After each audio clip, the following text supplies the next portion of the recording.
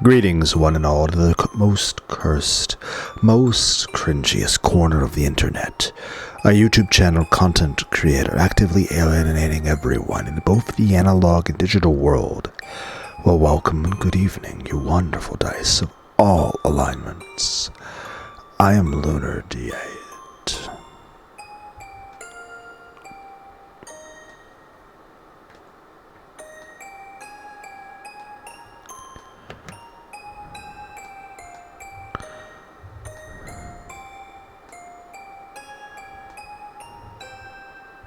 Why did she want to make us solve the riddle of the epitaph? By solving it, we found a mountain of gold. Yippee for us. And what about Beato? Does she gain anything by having us find the gold, or does she lose something?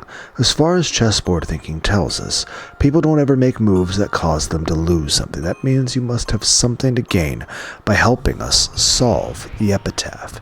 No. This child has nothing to gain from having someone solve the epitaph. Are you sure that's okay, using red like that without her permission? This child most likely wishes for it. Virgilia, who had suddenly appeared there, quickly gave an answer to my question with the red truth. In the past, I sometimes guessed that Beato tried to make us solve the epitaph, because she wanted to make us find the gold's hiding place for her, so she could snatch it away. Is that wrong too? Yes. In the first place, the gold of the Golden Lamp belongs to this child. She had absolutely no need to make someone find it for her or to snatch it away for herself. Of course, Beato is Beatrice the Golden. Isn't she the master of the Golden Land of the Ushiromia family alchemist? That totally makes sense. However, that makes me even more confused. Even if someone exposed the answer to the epitaph's riddle, Beato has nothing to gain. No, the contrary, her own gold might be stolen away. In that case, I'm understanding this less and less. I understand the epitaph murders. It might be revenge against Ushiromia family, or else a ceremony to revive the powers as a witch. After all, she's probably doing it because of some reason or goal of her own. But what's the point of her telling us to solve the epitaph? Whether we solve it or not, she has nothing to gain at all. In other words, the whole issue of whether the epitaph is solved or not is immaterial in Beato's eyes. You're right. Whether the epitaph's riddle is solved or not, this child stands nothing to gain at all. It doesn't matter whether it's solved or not. In other words, could we say the epitaph's riddle itself is immaterial to Beato? You're right. The epitaph's riddle doesn't have any meaning for this child, so even if you take it to an extreme and call the epitaph's riddle immaterial, it may not be possible to argue against your claim. Beato.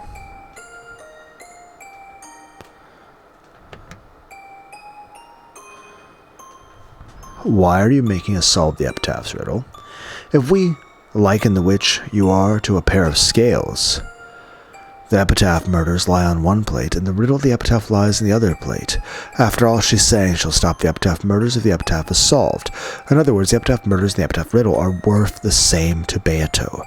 Like two sides on a balanced scale, that means that both the epitaph's riddle and the massacring all the relatives are equally significant or insignificant from Beato's point of view. Both Virgilia responded with the red truth. Regardless of whether the epitaph is solved or not, Beato has nothing to gain.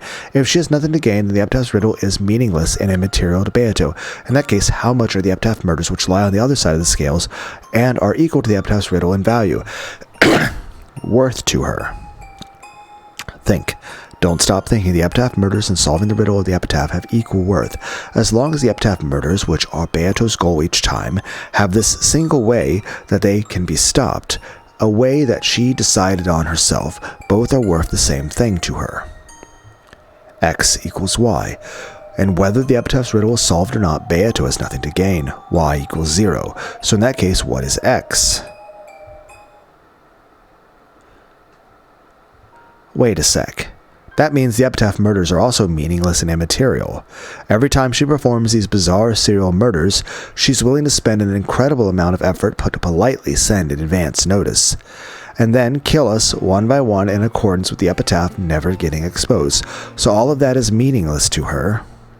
I spun the chessboard around and searched through Beato's moves over and over. This is always the first place I stumble. The significance of the epitaph murders.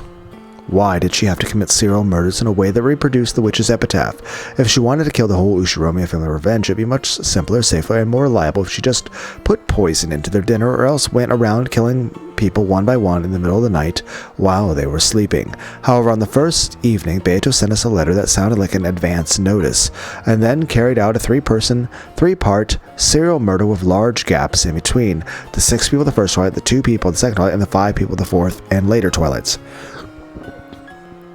We aren't fools. Once the first murders occur, we barricade ourselves in somewhere to stave off any further murders. Furthermore, we quickly suspect a culprit among us and start analyzing each other's alibis. As the victims increase, the number of suspects decreases automatically, and Beato's chances of success in the serial murder drop closer and closer to 0. All the epitaph murders are like she's strangling her own neck, making it harder to succeed in the serial murder she's attempting. All for a useless embellishment, all just for show. She's raising the difficulty of completing her own objective. That does follow. She really is a strange child. Did you know? In mystery novels, they call things like these epitaph murders plotline murders. I think you can split the possible motives for plotline murders like this into 3 groups. And what are those? Well, first off, maybe following the epitaph give rise to misconceptions about evidence and alibis, which might benefit the culprit. Pretending to be dead and mixing yourself in with the victims would fit this pattern, as would committing murders that don't actually follow the epitaph, giving yourself an alibi by getting people to incorrectly guess the order of events. I see. So perhaps she only made it look as though she was killing them in a ceremonial fashion, following the epitaph, when she was actually guiding their thinking in a manner that benefited her. I do find that intriguing. However, in our games, the dead are truly down for the count thanks to the red. While she might have confused people in the world of the game board, she can't confuse us up here like that. In other words, the most obvious possible goal for her isn't the real one. In that case, what are the other 2 possible reasons for carrying out plotline murders? Another one is coincidence. A crime just happens to resemble the epitaph without anyone in particular trying to make it do so, and so the witnesses mistakenly think it's a plotline murder. Humans try to find cause and effect in everything they see. If we think we know what something is, then that's how it looks to us. I see. That's intriguing too, but would that really work? In this child's games, advance notices of the crime is always given before the murders of the first twilight. So I believe you've repeatedly found letters and circumstantial evidence that clearly show that the culprit is carrying out epitaph murders. Yeah, that's right. It isn't coincidence. From the very beginning, Beato's been advancing with the goal of making this look like a series of epitaph murders. We weren't mistaken about that. These are clear plotline murders. So this motive or lack of motive doesn't work either. In that case, there's only one motive left, right? The last one is because they want to show someone something. More specifically, fear. By following the epitaph, she gives the others clear notice in advance that the murders will continue. The survivors are in constant fear of the murders which they are certain to continue. In other words, this child performed these epitaph murders to make someone feel the fear of death. Or at least that explained things pretty well. The grotesque mutilation of corpses and the dark decorations were all a show to terrify us. To terrify whom? Huh? Well, like I said, us. After hearing that one line, Virgilia spoke so casually, my thoughts clouded over once again, almost as though Beatrice's goal isn't targeting everyone, but rather a specific person. Is it really sufficient to use the vague word us? There are many humans in the Ushiromi family. There's the head, and the one who holds the rank as his successor, grandfather and Uncle Kraus. There's the relatives who have some pull in the business world. On the other side, you have the young cousins who usually visit at most once a year, and the unfortunate servants who just happen to be on duty that day. Even if the culprit hates all of us, There should be clear differences in how much they hate some of us compared to others, so it should be possible to pick out people among us that the culprit especially wanted to terrorize or have revenge against. If we liken this to a kid eating dessert, isn't the strawberry on top of a shortcake the part you should eat last? No one tells you that you shouldn't eat it first, but our mentality encourages us to save it for later. In that case, the culprit would want to leave the person they hated most until the end, and who's usually the survivor up till the very end. Yeah, like that line by my favorite character in this novel I like. Something about how the worst way to kill someone is to murder those close to them first, make them as miserable as possible, and only kill the person then. Okay, given the fact that you're like, oh, I'm referencing this novel by the person I like, you're referencing Higurashi, which is also written by the same person who wrote this. You are referencing yourself. Which is fine because it's your story. Oh my, that must have been quite a terrifying novel about cicadas. How frightening. In that case, again, do you guys say Hinamizawa or Hinamizawa? In that case, you could argue that the people who stay alive until the end are the ones Beato hates the most. However, every single time the order people get killed changes around completely. If we try counting up the people who live until the last twilight, every single time, even though they do die in the end, it's Battler. Sometimes Natsui, sometimes Eva. I'm the only one. Let me first speak with the red.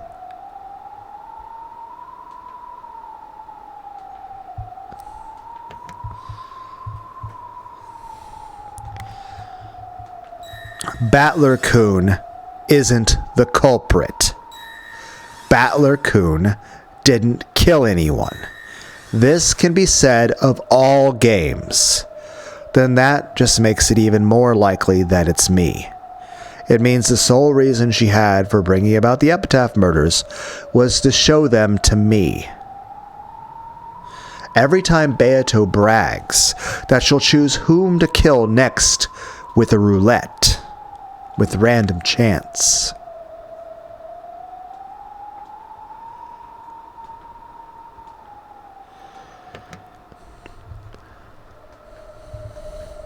However, I'm the only one she never kills. Though she does kill me in the end, she leaves me be until the very last moment. In all of these supposedly random games, there's only this one unchanging constant.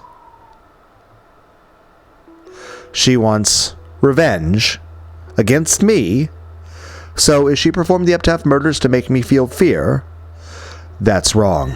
Her goal is not to make someone experience fear, and it isn't to have revenge on someone either. In that case, the epitaph murders really don't mean anything to her. The epitaph's riddle is meaningless, and the corresponding epitaph murders are also meaningless. X equals Y equals 0, but even so, she's clearly trying to show these meaningless things to me. What could she want from me that'd be worth the same to her as something meaningless? I don't get it. The more I think about it, the less I understand what she's thinking. Beatrice, the fickle witch who committed a meaningless, worthless string of serial murders, even the epitaph's riddle, which the witch used as a trigger that could suspend the serial murders, is meaningless, immaterial. And yet she's thrusting this meaningless, immaterial thing in front of my face, the only thing that she considers not meaningless or immaterial. What is it that you want from me? Or else, what is it that you're giving me? My idea that Beato has clearly been taking revenge on me has already been denied by Virgilia's red truth. Both X and Y, both the epitaph murders and the epitaph's riddle hold no meaning for Beatrice. X equals Y equals 0. However, since she's thrusting those things in front of me, they must have some meaning. She showed us the scales representing, if you don't solve the epitaph, I'll carry out the epitaph murders. In other words, neither. Again, you guys say either, either, neither, neither, beloved, beloved. Neither the epitaph murders nor the epitaph's riddle have any significance by themselves. However, it becomes meaningful when she puts both halves on the scale and puts them on display before us. No, before me. In other words, it should be like this. X equals 0. Y equals 0. X plus Y are greater than 0. A scale with meaningless, weightless things on both sides. However, it has weight itself and gives the rest meaning. It's almost like playing. Like kids playing rock, paper, scissors. Rock, paper, scissors is an extremely familiar method of randomly determining a winner and a loser. You sometimes wager some sort of reward on the outcome, but kids often do rock, paper, scissors just to play, without betting anything in particular. Unless you bet something, you have nothing to gain or lose except happiness or frustration. In other words, the two sides of the scale, both winning and losing, are immaterial. However, the very act of seeing which way it will tip is the reason kids play rock, paper, scissors. After all, the kids are enjoying their communication, the communication that surrounds the game, and they aren't purely interested in the value of winning or losing. So, at the end of the day, Beato is playing a game with Battler, which is being orchestrated by spoilers for the next 10 seconds. Skip ahead 10 seconds if you don't want spoilers. Saya, or Shannon, with the real Battler. The point isn't winning or losing. The point is the interaction with Battler. The point is playing the game. It's kind of like Lambda Delta and Burn Castell. At the end of the day, they really don't care too much about winning or losing. Maybe a terrible example, but only that they're playing the game together. The only value winning or losing means that if, the game's resolved, they can't keep playing. But if they knew that they could just resume another game, then what would it matter? They aren't overly concerned about who wins and who loses, just the game, and who it's played with. Yeah, that's the thing. It'd be like you're playing a video game with another person. It doesn't matter who wins and who loses. It just matters that you're enjoying what you're playing and who you're playing it with. That would mean it doesn't matter to Beato whether the epitaph murders succeed or not. It almost feels like she's enjoying the process. In the past, I cursed her, deciding that she was a heartless witch who kept murdering people for no reason. But right now, I can't imagine that's true. Thank you. In that case, I'll give you one more line of red. Beato never committed murder for the sake of pleasure. She didn't do it for pleasure, and she didn't do it to make anyone feel fear. Since she has nothing to gain, she doesn't care whether the epitaph murders succeed or fail. It's almost like a random game kids would play. That's not right. It does have meaning. It has meaning for her. And what is this meaning? I don't get it. Even though both sides of the scales are immaterial, the scale itself has some weight to it in her eyes. Of course it isn't meaningless. Some meaning definitely exists. In the previous games, she urged me to remember my sin of 6 years ago. Am I supposed to believe that that was meaningless too? No, that definitely isn't the case. I clearly remember the serious gaze Beato had back then, and she was saying no. And it's like, well, do I have a grudge against you? And the answer is no. But the answer is that was the persona of Beato. Because Beato herself, as she existed, did not exist 6 years ago for Battler to interact with. However, Beato was created in response to the circumstance created by Battler 6 years ago. So, the person involved in that response has the Like I said, they don't hate Battler, and they don't want revenge against him. They don't want him to be afraid, and they don't want him to suffer. But clearly better ways to go about doing what was intended that didn't involve killing people, but that wouldn't have made for a good story. It would have been a very quick, short story, but like 2 sentences.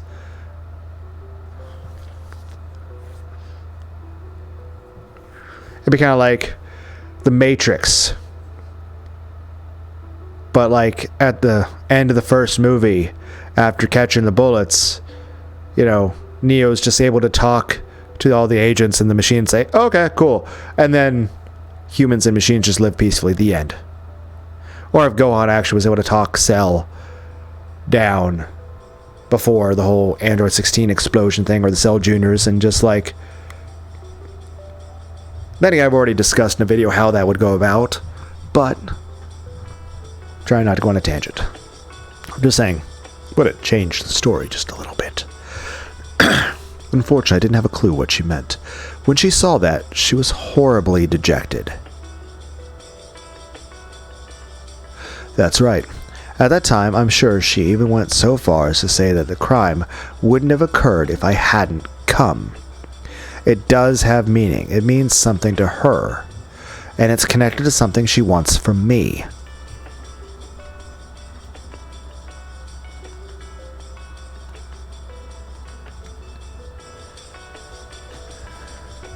I laughed softly and poked Beato lightly on the head, and then patted her head. Next time you want to send a love letter, I suggest you write I love you.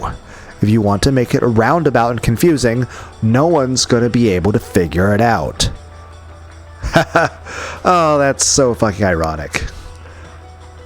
It's like that little picture of like Bocchi the Rock. It's like someone's like complaining at Bocchi, like, flirt back, goddammit. And Bocchi's like, how? How do I do that? At the same time, it's like, part of me is like, I don't know. I feel like people need to be direct with me. And I don't know if it's just my low self-esteem or the fact that, you know, I'm pretty sure I probably have autism. So it's like that statement people make, like, so I don't know if I want people to be more direct with me or if I'm just autistic. Like I said, I really don't know, but signs point to yes. Signs point to that I have autism, ADHD, borderline personality disorder, and like a bunch of PTSD and... It's like autism, ADHD, PTSD, borderline personality disorder, and a lot of depression. But again, self-diagnosis. Then again, I didn't even first consider the whole am I autistic thing until I was like 35, so 39 now. But then again, over the course of my life when I was younger, I like asked out like 10,000 people. A lot of rejections there.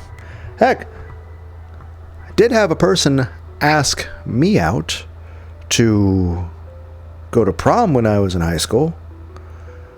We were both 17. Didn't do anything with that person, of course. They wanted to just go as friends. Though their reasoning for choosing me was, one, they felt there was no possibility of rejection. Two, they were kind of an alcoholic and they knew... Also, this kind of hurt to be told this, but they're like... They knew, one, no matter how drunk they could ever get, that they would never find me attractive or try to do anything with me. And two, they knew that no matter how drunk they would ever get, that I would never try to do anything to them. Still, that was an interesting night. That person upstairs in their bedroom, while I'm downstairs, me and 6 women watching movies, eating pizza, and s'mores. And then the next morning, after we all slept on the fucking floor, yes, the story of how Lunar D8 stayed overnight back when I was 17 with nearly a dozen also 17-year-old women who were all pretty much, I guess, in other relationships. And we just ate pizza. And watched movies. And then slept on the floor because there weren't enough beds. A couple people slept on a couch.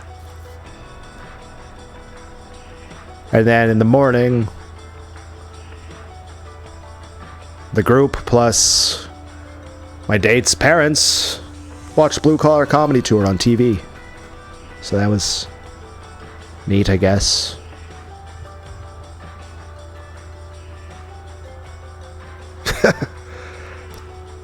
Then again, I don't think I've ever actually met anyone in my life who actually considered me attractive. I have had relationships.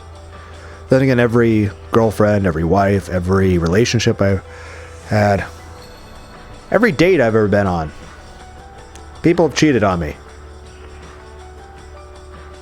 It's like, even the dates I went on where I wasn't doing anything with the person was actively, apparently, trying to date other people that I find out about at the end of the date. This is like, okay, that's a terrible date.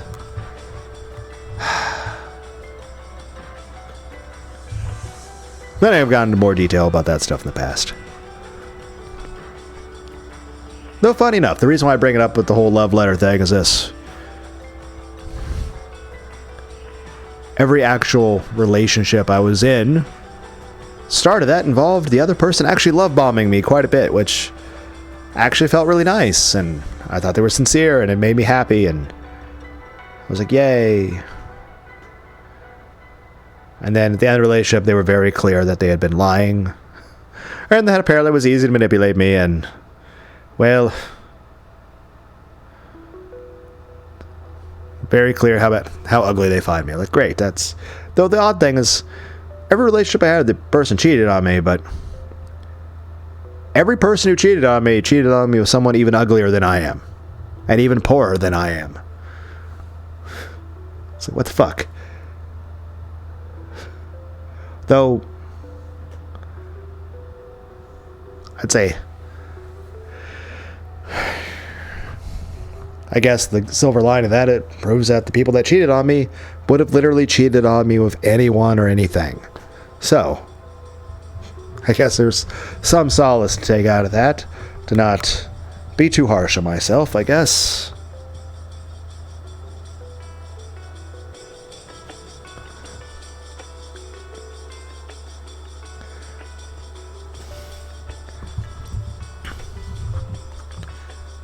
I still don't have a clue what she's thinking. Even so, I won't stop thinking. I've only just started spinning the chessboard around. I definitely won't give up on this journey in search of your thoughts.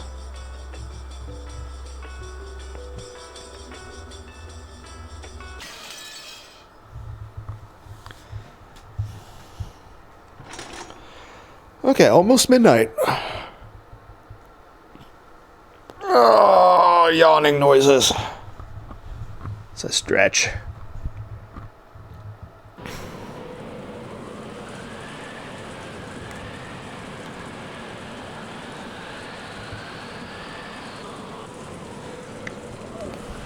Battler did nothing but gaze blankly out the window. The fight between the relatives went on without end. Did we at least get a Pepsi? At first, the relatives had crowded around the study.